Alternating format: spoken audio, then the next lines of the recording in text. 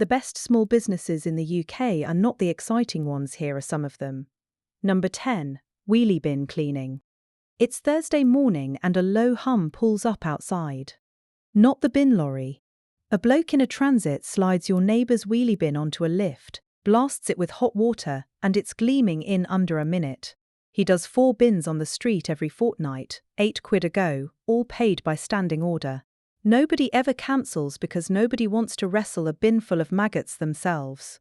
Startup is about £2,000 for a used van and a decent pressure washer. Your first move is not a website. Walk your own postcode on bin day, count the really grim ones, and push a handwritten note through the door that says, "We'll clean your brown bin for £6 a month, first one free." It's like a milk round but for bins. People just keep paying, and you just keep showing up. Number 9. Window cleaning. The money isn't in the £10 front window job where you knock and hope. It's in the add-ons, conservatory roofs, fascias, gutters while you're up there. A pure water trolley system costs under £1,000. You charge £25 for a 3-bed semi every 6 weeks. Line up 10 on one street, and that's £250 for a morning recurring. When money gets tight, people still pay to keep the green stuff off, so the round just ticks on. The asset here is the route. You build it door to door, or buy a retiring cleaners list. Think of it like a repeat prescription for their house. They sign up once, and you keep refilling. Next move. Join a local Facebook group, search for "looking for window cleaner," and count the desperate posts. The demand is already there, no ad spend needed. Number 8. Oven cleaning. Ask yourself who genuinely wants to spend a Saturday with their head inside a roasting tin covered in black crud. Nobody. That's why a van, a dip tank, and some biodegradable chemicals can clear £600 a week after costs. You turn up, strip the door, soak the racks, and leave it all sparkling. They hand over £50 to £80, and if you do a good job, they book again every 3 months like clockwork. Startup is tiny. A second-hand dip tank and a short training course cost maybe £500. The clever bit is building a tight round where you do one neighbourhood on a Wednesday, another on a Thursday, so you're not driving all over the place. It's like a dental checkup, but for kitchens. People know they should, they feel better after, and they forget until you remind them. First simple step, post on your local next door, offering a deep clean for £40, and watch the replies roll in. Number 7. Gutter clearing. Come October, half the houses on a street have water spilling over their gutters. You show up with a ladder, a big bucket and a wet vac that cost under £300. Charge £60 a house, do 4 on a Saturday, and half of them will ask you to come back next autumn. The real play is turning that into a maintenance plan. £12 a month, you check them twice a year and clear whatever's clogging them up. 50 homes on a direct debit is an extra £7,000 a year for about 2 weeks of actual work. The money is in the peace of mind.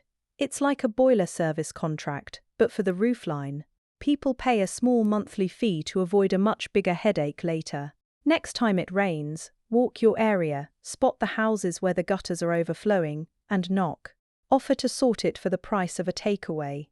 Number 6. Pressure washing. This one's satisfying to film, but the business isn't the TikTok clips. It's the neighbours watching you turn next door's green patio back to new and immediately asking for a quote.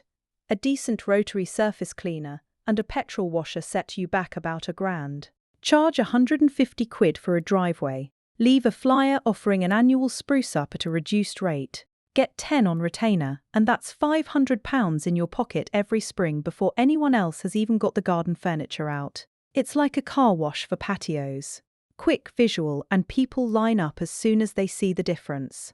Do a mate's driveway for free one Sunday morning. Hand a flyer to every neighbour who watches through the window, and you'll have a round by the end of the month. Number 5. Mobile car valeting subscriptions. Not the full detail with wax, just the maintenance wash that every sales rep's BMW needs on a Tuesday morning.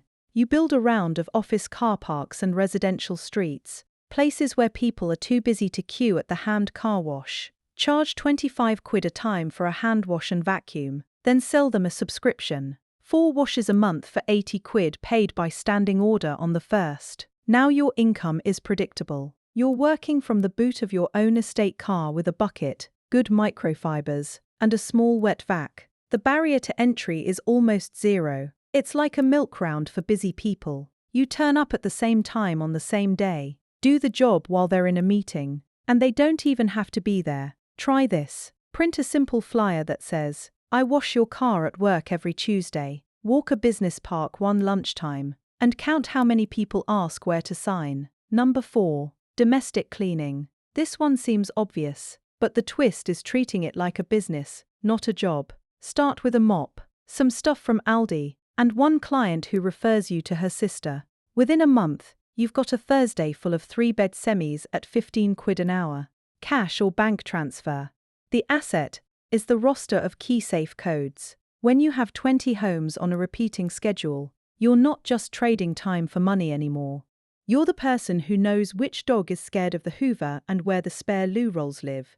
That trust means they almost never cancel. It's like being the family friend who happens to clean. You know where the spare key is, and they wouldn't dream of hiring a stranger. First step, don't build a page. Just post in a local mums group that you have one slot left on a Wednesday morning. You'll be turning away work by the weekend. Number 3. Commercial grass cutting contracts. This isn't about mowing your neighbour's lawn for a tenner, it's the council estates, the business parks, the landlord portfolios where someone has to keep the grass below a certain height or the place looks abandoned. You bid on contracts through local authority portals. A decent ride-on mower and a trailer cost maybe $3,000 second-hand. You cut on a schedule, invoice monthly, and they pay within 30 days like clockwork. One contract with a housing association might be worth $5,000 a year and take you 1 day every fortnight. Multiply that by 4 and you've replaced a full-time salary with fewer hours and zero office politics. It's like having a milk round for the public sector.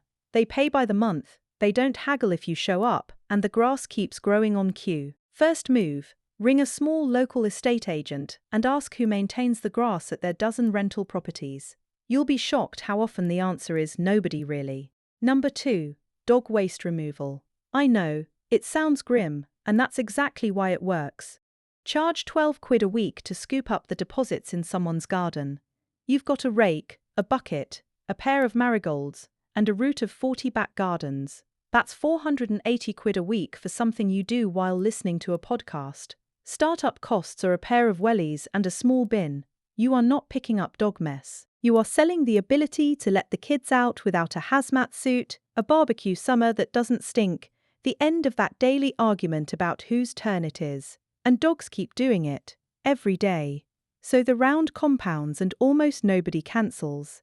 It's like a nappy service, but for back gardens. Parents pay someone else to deal with the dirty stuff, and they happily set up a direct debit. To start, print a leaflet with a cartoon of a smiling dog and the words, "We scoop so you don't have to." Drop it in every letterbox that has a "Beware of the Dog" sticker. And number 1, ironing and laundry round. This is the quietest cash engine on the whole list. You pick up bags of crumpled school shirts, work blouses and bedsheets from 5 houses on a Monday morning, take them home, press them while watching Bake Off, and drop them back the next day. Charge a flat £15 per bag. With an industrial steam iron from eBay, you can turn around a family's weekly pile in under 2 hours. When you have 20 regulars dropping off a couple of bags each week, that's £600 a week. Over a month, you're pushing $2,500 from a spare bedroom. The shocking thing isn't that people pay, it's that more people don't. Everyone hates ironing. It's a universal chore that eats time, and you're selling the end of that Sunday night dread. It's like a weekly takeaway delivery, but instead of food you're collecting laundry and dropping off crisp, folded clothes. First action is simple. Text a few friends and offer to do their ironing for 15 quid a go. Word of mouth will have you turning away bags in the hallway within a fortnight. Every month I look at another corner of the real economy most people never see. If you want more of this, follow side notes and come back next time. But first, I'm genuinely curious. Which one of these would you actually start? And what's the first tiny step you'd take? Drop it in the comments. I read every one, and someone else might read yours and finally get moving. See you next time.